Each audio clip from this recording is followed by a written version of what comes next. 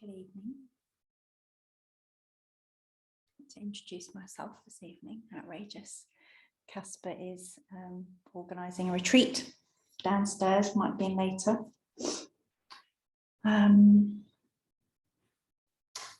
Yeah, so I'm half expecting the doorbell to ring.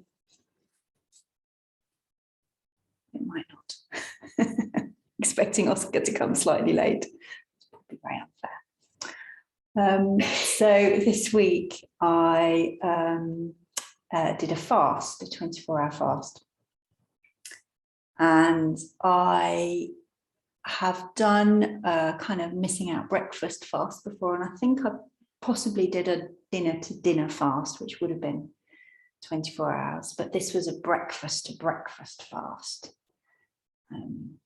And I was doing it in solidarity with my friend Emma, who's in prison and is on day 15 of a hunger strike today, and is doing well.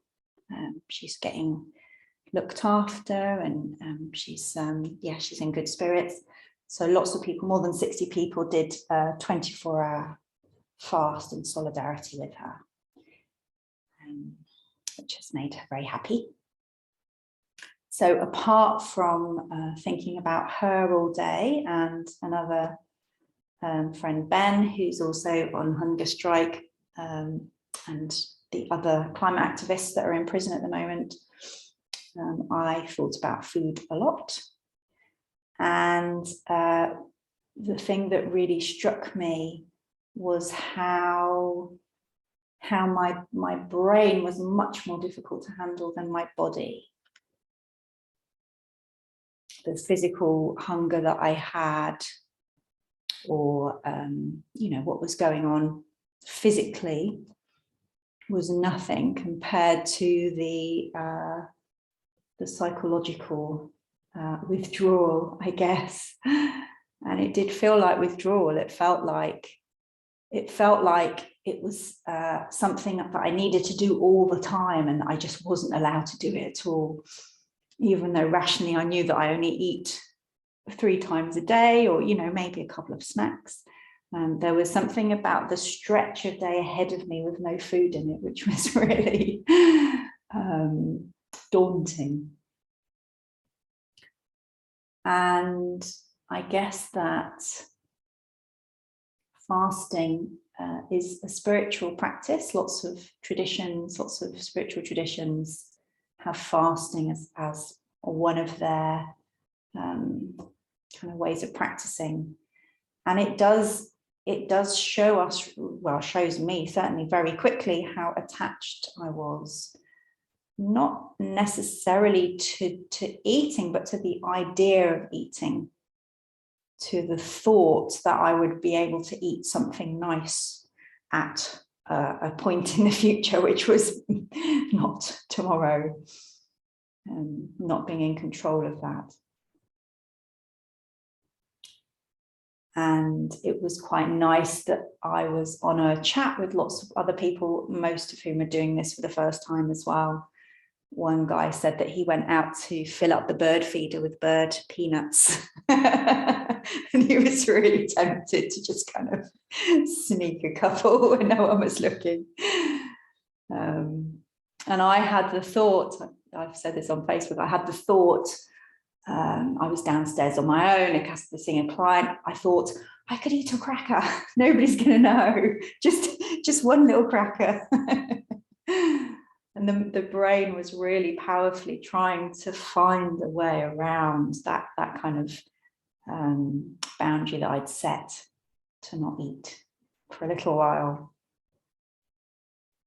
And I know that it's particularly difficult for me because food is one of the things I lean on. I don't have other substances. I've got a workaholism a little bit, and pretty much workaholism and food. So food takes quite a lot of the weight of the parts of me that need to use things for comfort, or for distraction, for distancing, or for rewarding myself. So all of those parts were suddenly kind of freaking out. And it was a helpful thing to do because I was doing it for Emma and she was on day 14, I didn't have a choice. I did have a choice, but I didn't give myself a choice to cheat. So that boundary stayed in place. And what I discovered was the thoughts and the cravings I had, 5 minutes later, I'd forgotten them and I was carrying on with what I was doing.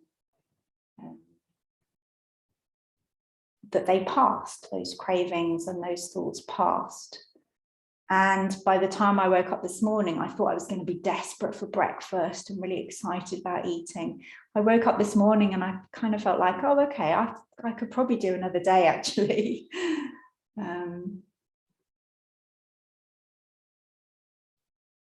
Because psychologically, somehow it had been possible to do one evening, one lunch and one evening. So it felt like I could do it again.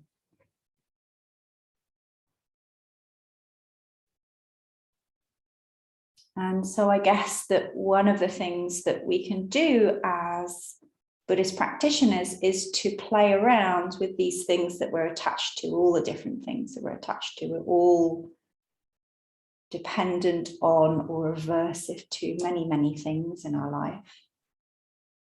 And just kind of gently experiment with how it is to not have that thing. And for me, if I tip over into a kind of a forcing or a punishing or a kind of a dragging parts of me kicking and screaming, that's really not helpful. That's a kind of counterproductive. That there's a window of kind of possibility that we can play with, so it's outside our comfort zone but not too far outside our comfort zone, or it's a little bit edgy but it's not too edgy. It's edgy in one area but not in another area. And my experience, certainly through doing my little fast, is that it feels like not only that I feel more confident in being able to fast, but I feel more confident in being able to experience craving and allow it to fade away again. It reminded me a bit of my vigil when it was really, really cold and I was kind of starting to panic that I was going to start shivering early in the hour and then I wouldn't be able to stay. And then I just had to remind myself it's okay. Just allow the cold to be there. And then a few minutes later, my body had done something and adjusted and I was still cold, but I wasn't kind of tipping over into too cold.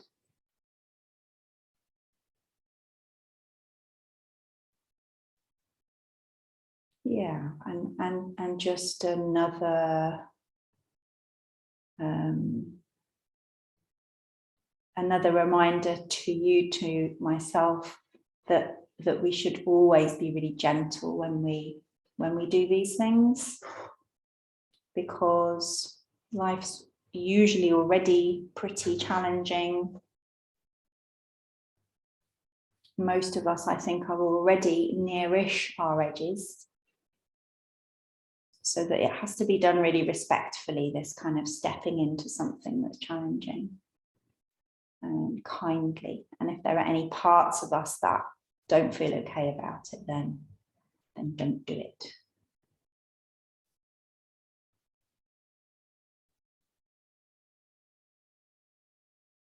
Yeah, and I think that I will do it again, because I learned so much about myself, and also because it felt good to just give my body a break. And also to just connect in with that gratitude for how privileged I am to have as much food as I want every day. And that's certainly not true for everybody. So we'll move into silence now. in the silence.